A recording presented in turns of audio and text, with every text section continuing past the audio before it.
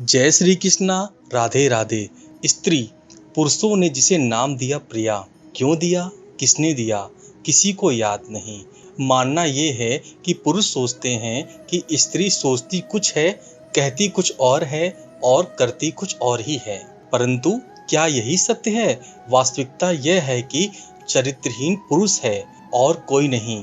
वो पुरुष स्त्रियों से कहते हैं कि आप माता हो, आप देवी हो, आप बहन हो, और पुरुष क्या सोचते हैं कि ये स्त्री हमारे पाँव की धूल है और कुछ नहीं। और करते क्या हैं?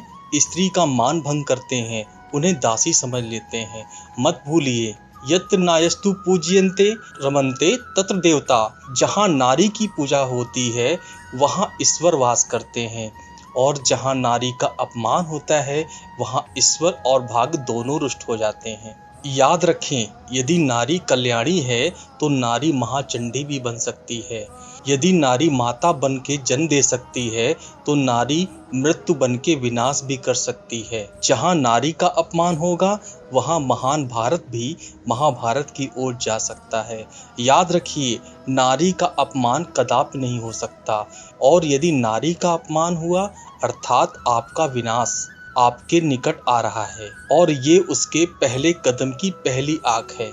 नारी, मेरे अपमान का मूल्य हस्तिनापुर को अपने विनाश के साथ देना होगा।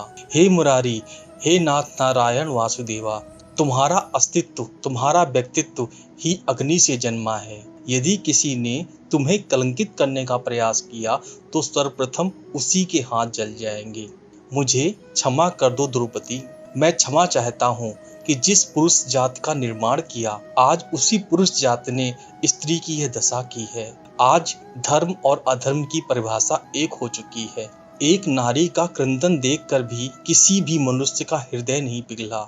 आज संसार का मानव जात से विश्वास उठ चुका है। इस संसार की ओर से, इस मानव जात की ओर से, इस समाज की ओर से आज ये ईश्वर तुम्हारा नमन करता है। मैं नारायण तुमसे इस संसार की हर एक स्त्री से क्षमा मांगता हूँ। संसार देखेगा, जो नारी प्रेम कर सकती है वो महाप्रलय ला सकती है। स्त्री जन्म से किसी की पुत्री, धर्म से किसी की पत्नी और कर्म से किसी की माता होती है। यही छवि है हमारे मन में एक स्त्री की।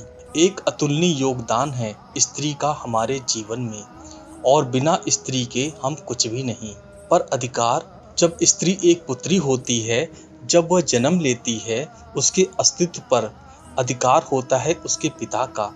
तत्पश्चात जब विवाह हो जाता है तो उसके अस्तित्व पर अधिकार होता है उसके पति का, और जब वह माता बनती है तो स्वयं ही अपना समस्त जीवन का अधिकार अपनी संतान को सौंप देती है। परंतु कभी हमने सोचा है ये जीवन स्त्री का है जिसने सबका उद्धार किया। उसके जीवन का अधिकार भी तो उसके पास ही होना चाहिए। ना वो स्वयं के जीवन के निर्णय स्वयं ले सकती है, ना ही वो अपने भाग का निर्णय स्वयं ले सकती है। और ये करने के लिए हमें स्वयं को बदलना होगा, सोच को बदलना होगा, क्योंकि ये सोच ये आज या कल की नहीं, ये वर्षों से चली आ रही है और वर्षों तक चलेगी। यानी हम ऐसे नहीं बदल सकते, और हम तभी बदल सकते हैं जब हम स्वयं ही आज परिवर्तन लाएं।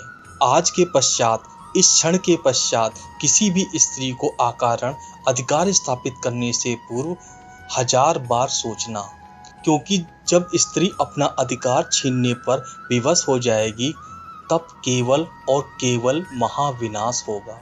विजय प्राप्त करने के लिए मनुष्य क्या नहीं करता, हर संभव प्रयास करता है, परंतु क्या अपनी विजय को प्राप्त करने के लिए कुछ भी दांव पर लगाना उचित है? अपना खोया हुआ मान, खोई हुई संपत्ति, खोया हुआ अधिकार पुनः प्राप्त करने का एक ही मार्ग है, और वह है पुरुषार्थ, जुआ नहीं।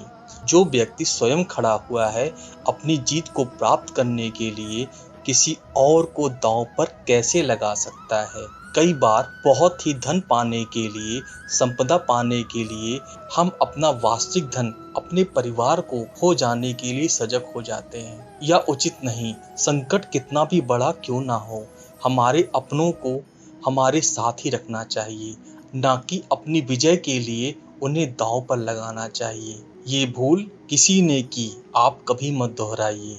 सुख में दुख में मृत्यु कभी बताकर नहीं आती और ना ही कभी पूछ कर आती है। और कुछ ऐसा ही होता है जुआ का ये खेल।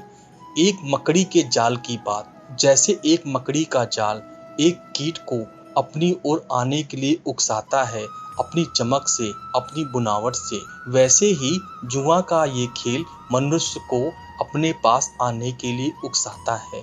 अंत में जाके मनुष्य जाल में फंसता है। अंतर बस ये है कि जब कीट इस जाल में फंसता है वो अपने प्राण गंवा देता है। मनुष्य जब जुआ के इस उकसावे में आता है वो अपना मान, अपना धन सब कुछ लगा देता है, अपना विवेक खो बैठता है। आप अपना विवेक कभी मत खोइए। यदि आप जुआ के इस खेल में प्रवेश कर जाओ तो बस लौट कर वापस आ जाना लगभग असंभव है। विवेक का साथ कभी नहीं छोड़ना, क्योंकि विनाश के आने का पहला संकेत ही है विवेक का जाना। वरदान और श्राप ये दोनों एक ही सिक्के के दो पहलू हैं। ये वरदान हमें कई कारणों से मिलता है, कभी हमारे परिश्रम के काम से, कभी तपस्या के कार्य से, कभी हमारे पुरखों के परिश्रम से। परंतु वरदान कब तक वरदान ही रहेगा ये हम निश्चित नहीं करते। ये निश्चित करता है केवल हमारा कर्म। किसी रेशम के कीड़ों को देखिए, उसे वरदान प्राप्त है कि वो अपनी सुरक्षा के लिए खोल बना सकता है। अब वो उसमें इतना मगन हो जाता है कि वो एक ऐसा खोल बना देता है जिसमें स्वयं ही गिरता है और दबकर मर जाता है। इसका तात्पर्य ये है कि गर्व करना ठीक है, किंतु अहंकार करना बिल्कुल ठीक नहीं है। यदि अहंकार मन में प्रवेश करेगा तो इस वरदान को श्राप बनने में समय नहीं लगता है, और यदि कर्म श्रेष्ठ है तो श्राप भी वरदान बन जाता है। शब्द ही शून्य, शब्द ही आरंभ, शब्द ही अंत है, शब्द ही अमर है, ये शब्द ही ब्रह्मा भी है।